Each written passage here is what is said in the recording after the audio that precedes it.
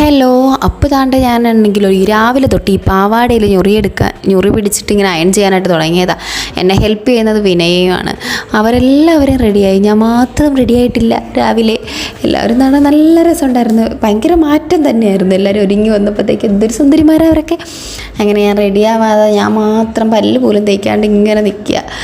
അങ്ങനെ വേഗം പോയി റെഡിയായി വന്നു, കുളിച്ചിട്ടൊക്കെ റെഡിയായി വന്നു.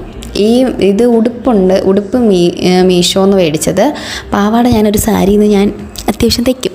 അങ്ങനെ ഒരു സാരി എടുത്ത് തയ്ച്ചതാണ് പാവാട.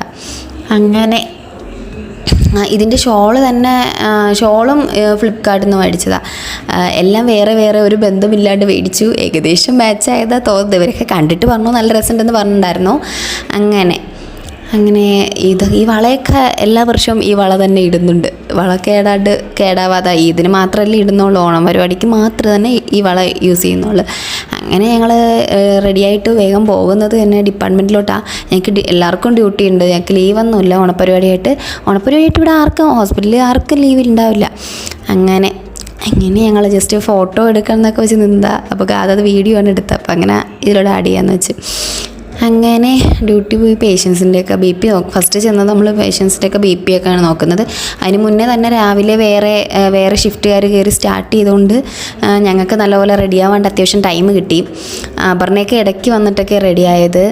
അങ്ങനെ ഞങ്ങൾ ഇതൊക്കെ നോക്കിയിട്ട് വേണം ഞങ്ങൾക്ക് അവിടെ പരിപാടി എന്താണെന്നൊക്കെ പോയി കാണണം. ഞങ്ങൾ ഇതുവരെ അങ്ങോട്ട് പോയിട്ടേ ഇല്ല, പരിപാടിയൊന്നും കാണാൻ പോയിട്ടേ ഇല്ല. എന്താ പരിപാടി അങ്ങനെ ഒന്നും നമുക്ക് ഒരു പിടിയില്ല.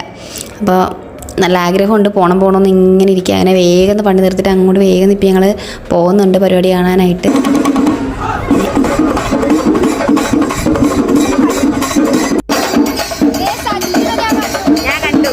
അങ്ങനെ ഞങ്ങൾ പരിപാടിയൊക്കെ കണ്ടു കഴിഞ്ഞ് വന്നിട്ട് പരിപാടിയൊന്നും വേറൊന്നും കാണാൻ പറ്റിയിട്ടില്ല. ഈ ജസ്റ്റ് ഇങ്ങനെ ചെണ്ടമേളം കണ്ടിട്ട് ഇങ്ങ് വന്ന് പിന്നെ ക്ലോസ് ചെയ്തിട്ട് സമാധാനമായിട്ട് പോകാമല്ലോ. പിന്നെ സെക്കൻഡ് ഷിഫ്റ്റ് ഉണ്ടായിരുന്നില്ല അന്ന്.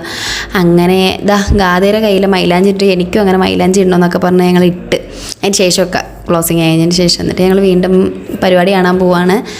അപ്പോൾ എന്താ പറയുക, ഓണസദ്യ കഴിക്കണം, പരിപാടി കാണണം, ഇതായിരുന്നു അന്നത്തെ മെയിൻ ഇത്.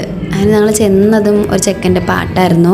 ആ പാട്ട് കഴിഞ്ഞിട്ട് ഞങ്ങൾക്ക് അങ്ങനെ ഉള്ളിലോട്ട് പോയി നിൽക്കണം. കാരണം ഞങ്ങളുടെ അനുജൻ്റെ ഡാൻസ് ഉണ്ട് അടുത്തത്. അപ്പോൾ അനുജൻ്റെ ഡാൻസ് കാണാനായിട്ട് ഞങ്ങൾ കുറേ നേരമായിട്ട് വെയിറ്റിംഗ് ആയിരുന്നു. കാണണം കഴിഞ്ഞു എന്നൊക്കെ പോയി ചോദിച്ചിട്ട് നമ്മൾ കണ്ടതാണ്. അപ്പോഴത്തെ നമ്മൾ ചെന്നതും ആ പാട്ട് കഴിഞ്ഞതും അനുജൻ്റെ ഡാൻസായിരുന്നു. അങ്ങനെ നല്ല രസമുണ്ടായിരുന്നു അവൾ കഴിച്ചത്. ശരിക്കും ഞങ്ങൾ അവളെ തന്നെ ഇങ്ങനെ നോക്കിക്കൊണ്ടിരുന്നു. അവൾ ബേക്കിലാണ് നിൽക്കുന്നത്. റെഡ് ഉടുപ്പിട്ടതാണ് ഞങ്ങളുടെ അനുജ. അപ്പോൾ ഭയങ്കര രസമായിരുന്നു കേട്ടോ അവൾ കളിച്ചത്. കാരണം ഇത് കഴിഞ്ഞിട്ട് വേണം ഫുഡ് കഴിക്കാൻ പോകാൻ.